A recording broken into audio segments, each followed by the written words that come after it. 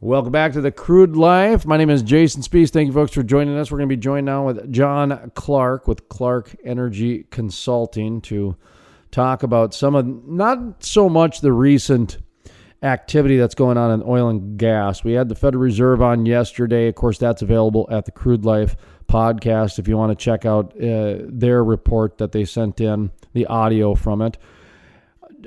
Jon Clark, I wanted to bring on more about the unemployment side, about kind of that shock to the system, if you will, to tackle it from that angle. And I think he's probably been checking it out a little bit, can offer a few things. So, Jon, how are you doing today? Hey, Jason. I'm doing well. How are you? Excellent, excellent. By the way, before we get into the meat and potatoes, how's your home office doing? Is this something that you had already done, or was it an easy transition, or are you still kind of learning the ropes? Yeah, so I've been working from home for some time.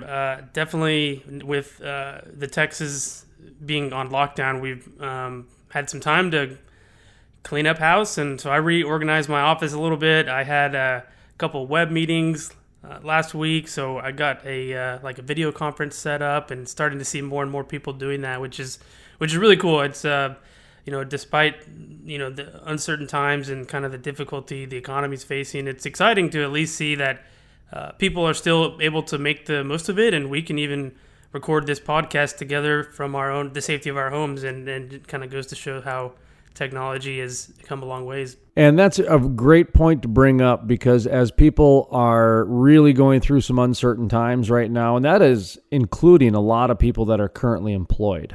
Like, I talked to a guy yesterday in the auto body world, and they've got 75 employees that they just had a meeting yesterday, and they said next week either you're going to be laid off or the other one, type of a thing, because they don't have anything on the books. And what do you do? So this is going beyond the oil and gas sector, but at the same time, this really is impacting the oil and gas industry to the tune all the way down to the cafe owner, because on this program here, the Crude Life, everybody from the CEO to the water haulers to the drill bit manufacturers to the cafe owners to media people and consultants, we are energy. We are the Energy United. We are the ones that really are the midstream, upstream, salmon stream, and in between stream. So when you're looking at the numbers, I mean, I looked yesterday, it was at 1 million. I think today it was at 2.5. If I refresh it, it'll probably be even more. What tea leaves are you reading? What advice are you leaning towards? Go ahead and just kind of take that comment and turn it into a question, however you want for a response, I guess, because I didn't even really ask you a question. No, yeah. Well, I read the Wall Street Journal pretty frequently. I think I have it pulled up. They're quoting now it's 3.3 million unemployed claims last week. Probably will continue to grow. So I thought it'd be fitting to kind of have a conversation on how to navigate layoffs in uncertain times. Obviously, oil and gas sector, this is really the second downturn we've had in 4 or 5 years. And so if anything, our industry's gone through this recently, myself included. But, like you mentioned, it's rippling through the economy and many sectors that haven't faced, a downturn or been laid off in their career. And I'm here to kind of share some tips, in my experience. I really think, it's easy to at first kind of be down on yourself. And one challenge I had navigating through a layoff was just having the self-confidence to put myself out there and continue to network with people and reach out. And I would say don't be afraid to let your network know or reach out, because people understand. Obviously, this is a global crisis we're going in right now, and it's unprecedented time. So, certainly don't feel like it's your individual fault for a layoff. It's this especially in this environment. It's more external factors. It's nothing within your own control. So that's one piece of advice. The other part is network and continue to network. And that's where I think being able to work from home and the technologies like Zoom meetings and FaceTime, just even sending a text message or a LinkedIn message, even commenting, just trying to stay socially engaged through social media and other technologies is definitely I've seen a lot of people get jobs from posting on LinkedIn or making themselves available to chat over the phone, or once these lockdowns are lifted, go meet for a coffee or lunch and try and build that into your daily routine, because let's face it, it can be emotionally and mentally draining, especially when you're at home and you see the news and everything sounds gloomy. And certainly we are going through unprecedented times, but I would just encourage everyone or anyone that's facing that to stay positive, and things will recover. They always do. And try to do the best you can to engage your network, and don't get too down on yourself. What do you think, Jason? I think what you brought up is some important points, and I'd like to elaborate on two of them specifically. One of them is that I think it is really important to point out that it is not their fault, because that is something that is very difficult for the average person to grasp, even when they know it. I mean, like right now, anybody who gets laid off, everybody's going to say it's the economy, it's a corona, it's Russia, it's OPEC. There's 1,000 things to name. It's environmentalists, it's Greta, you name it, man. There's 1,100,000 different justifications for somebody getting laid off. But at the end of the day, they're still going to say, why me? And I think it's important to remind yourself that it is not you. It is a bigger thing that's going on here. And sometimes that is tough. Even when you know it, it's still tough to accept. So I'm glad that you pointed that out, because I did want to elaborate that sometimes even when you do know it, it's still hard to accept. Does that make sense to you, John? Right. No, and I experienced that firsthand, and it's it can be easy to get down on yourself, but there's, like you said, there's so many other factors going on right now. And if we talk about specifically the energy sector right now, obviously we're hit with a triple whammy. The coronavirus has shocked demand, Saudis increased supply. So, I mean, that's the whole market itself is just tumbled. We're at $23 or below $23 a barrel for oil, and about $1.70 for natural gas. So, I mean, these are unprecedented levels. And I think, part of the reason that I wanted to talk about layoffs, I'm starting to hear more and more closer to home colleagues that are being let go. And I think there could be more, in the coming weeks. So it's certainly happening. I think you look back to 2016 when we saw the price of oil drop to like $28. It rebounded pretty quickly. Like, I think it was only below $30 for a couple of days. We've been well below 30 for, I think, over a week now. So this is certainly a lower for longer environment. I think, obviously prices will swing, especially oil price is known to be volatile.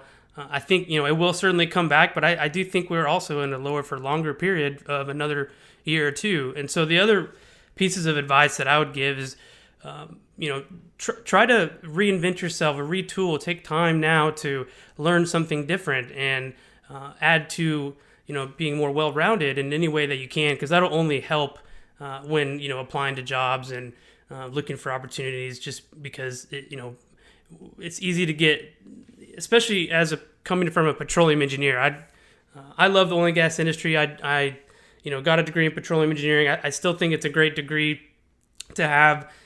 It's certainly, when I got into the industry, I got into operations, and operations are a lot of times the first ones to get let go. When you drop a rig, that goes a guy as well that operates on the rig.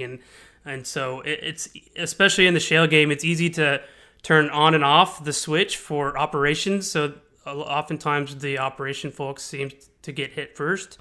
And that was the case for me. And so, I've seen more and more with, how operators and nimble independents can swing plans on a dime and drop a rig here or there like that.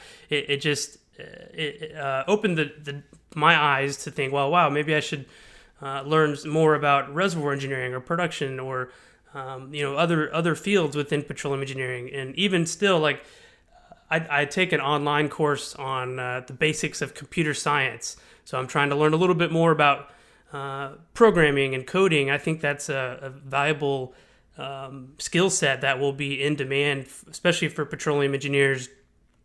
Obviously with being able to do more with less, but if you're the guy that can understand how to drill, complete, produce a well, develop a field, and you have a little bit of coding knowledge to help bring in, software and information technology, you're the Michael Jordan on the team, and you're untouchable at that point. So that's why I say learn something different. Take time now while you're maybe stuck at home. The internet's a great resource. I use it all the time, and try to add some versatility to the experience you may already have. One thing I do want to mention is the social media part. And I think that one thing that is not being talked about, and I do want to get your opinion on, I do hear a lot of advice to go to your network, to go to social media and do these types of things, which I agree. But when you think about what's going on now, take a step back. Now you've got a bunch of people who really haven't spent a lot of time on social media. So now they're going to go and spend more time on social media. A lot of people that were already on the social media, they're going to go off a little bit because now they got to go to Zoom meetings and they got to go to conference meetings and all kinds of different things. So they're not spending maybe as much time during the workday on social media. I think social media is going to go through a little bit of a tweaking period. And what I think is going to drive the tweaking period the most is how people reinvent themselves on social media. And what I mean by that is, how are you going to stand out? Because if there's more people on there doing the same thing, flooding the same networks and trying to do, who's going to be louder than who and who's going to be more creative than who, and how are you going to separate yourself is kind of where I'm getting at, And, one of the things you're doing, Jon Clark, is, you do your weekly OG brief. You do, or not weekly, but, a couple times a month or whatever it is. I don't know. I mean, I put weekly in there because I call everything weekly, but you've got your briefing period, and that's how you're separating yourself out from the pack. So, do you know what I mean by that, John? Do you understand where I'm coming from? Yeah, I'm still learning social media and all the algorithms that get your posts liked and whatnot. I'm still learning a lot of that, but I do. Yeah, you raise a good point, and that's one of the reasons I do this OG brief, and I'm glad to be on the Crude Life podcast. Is it's a chance for me to kind of share my story, also any insights that I have, and help brand my business as well, but ultimately provide value to the audience that I have in my network. And I've had a LinkedIn since 2010. So I've had a LinkedIn for 10 years. I'm still figuring it out, though, to be honest, Jason. Well, here's one of the things that I like, and I'll be honest, is when somebody comes on this program, they definitely have to know what they're talking about. And I'm not saying that from my perspective. I'm saying that because if somebody's talking about things they don't know about in the energy industry, they're going to hear about it from competition, a shareholder, or an attorney.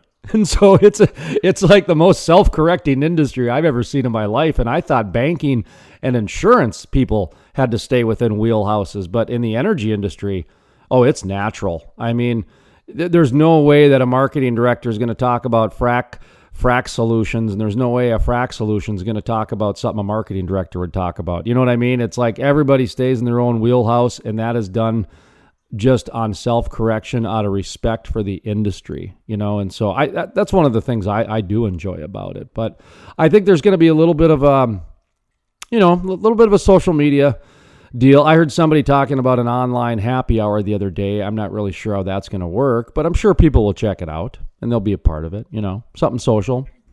Yeah. There's another one. I heard Netflix Party. Have you heard of Netflix Party? I have not. That just sounds like something I don't know if I want to. Okay, go on. I saw this. I saw this yesterday. So I guess you can go on Netflix. I don't know if it's only like on the weekends or anyways, you can watch Netflix with your friends. Somehow, I don't know if there's a camera on you or you just, I don't know how it works, but it sounded interesting. The creative ways. Well, I thought the most genius business idea from the past is the drive-in movie theater. People would be quarantined in their cars. They'd be 6 feet away. And then I thought, that would work, wouldn't it? So you brought up something too that is probably going to give people an opportunity, online courses, certifications, maybe a new skill. Right now is a perfect time. Especially if it's a week or a 2-week long course or something like that, or if it's a 6-month course, at least you can get started now. There's a business that is probably going to be able to see some opportunity as some online certifications and things like that. You mentioned that you were doing something like that? Yeah, so actually there's a something called EDX. It's basically like online education, certifications and classes. And there are quite a bit on programming and computer science. So Harvard has one that I've worked through somewhat independently. It's called CS50. It's their computer science basics class, and it's there's people that pay tuition to take that class in Massachusetts, or you can watch it online and follow along. And a lot of programming is programmers, a lot of them that I know work from home even normally, so they utilize learning and a lot of the source programming that you can find on the internet to basically double check codes and stuff. I'm still a beginner. I still have a long way to go. I'm really just getting my feet wet on that. I think that's really a great opportunity. It's edx.org, I think. EDX, and they have a ton of different courses you can do. I've even seen more stuff on LinkedIn, like getting certifications through LinkedIn. There's a few others that I've seen. I'm actually going to be checking a few out myself.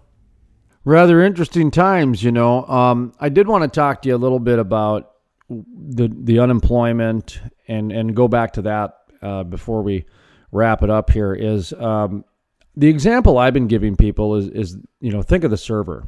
If you want to know what's going on in this economy, just think of the server for a second. Okay, so the server is somebody who relies on cash for their income. So much so in many states that they don't even have minimum wage. Like in North Dakota, I think they make like $4 an hour, $4.25. And that's how reliant servers are on tips. Well, when their income stops literally overnight, I mean, it was like overnight restaurants closed, maybe within 3 days. Their income stopped. Now, a lot of servers either have rent, or in some cases, if they have a mortgage, generally they are supplementing the mortgage, or maybe they got a child support check, or maybe they're got a spouse that helps pay the mortgage. But for the most part, a lot of servers by themselves do not carry a mortgage. But if they do, that's fine too.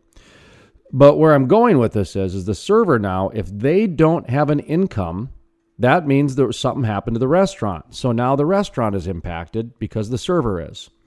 Now the server no longer has income and they don't have a check coming in.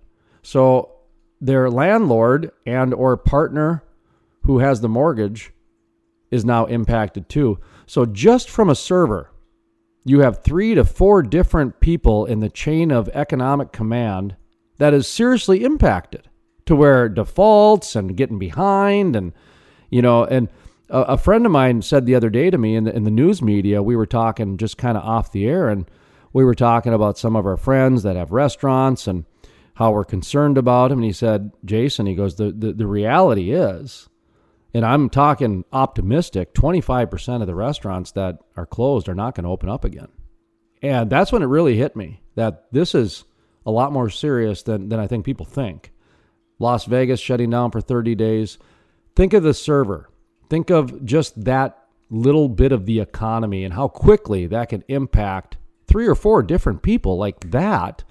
So and then you go to actual, other jobs and other things. But when you think of that template in that chain of command with just something as easy as, a day-to-day server that you see every day at lunch and at dinner and things like that, I think it just really opens up people's eyes to really see what's going on here with this COVID shutdown, if you will. So with that said, talk to me a little bit about, how you're seeing this. Yeah, certainly trickle-down effect, I think, is what the term many economists use, and that's what we're seeing. I mean, I'll speak to Houston. I'm born and raised here. back in the 80s, what I heard was our city was really impacted by the oil shock. And I think since then, the city's diversified quite a bit into the medical field and hospitality. Actually, Houston is known for having one of the most diverse restaurants and culinary arts and hospitality and hotels and nobody's going to hotels right now. They're all shut in their houses. So you think about that, and all the conferences and any business travel is impacting that as well. And I think you're right. I hate to say it, this feels kind of like a 2008 crisis with regards to the credit cycles. I think the Fed cut rates to zero. I heard an economist come on the news. He mentioned how we're probably going to see low interest. The good news is we'll probably see low interest rates for a few years. Maybe zero. They're probably, if this recession continues to ripple, where the Fed won't increase rates, and everyone's strapped for cash. So I think the bond market, and which basically relies on debt. I would be cautionary against buying the dips in this stock market. I think the economy is shifting.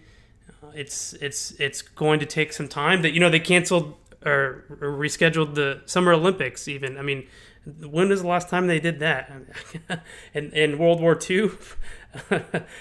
So these are certainly unprecedented times, and I think it's going to continue. I would say, now is a great time to retool and and continue to work on networking. And I'd be happy to, if anyone wants to reach out to me personally, send me a direct message. I'd be happy to give you any other of my experiences going through layoffs, and happy to help share within my network too if I can be a resource.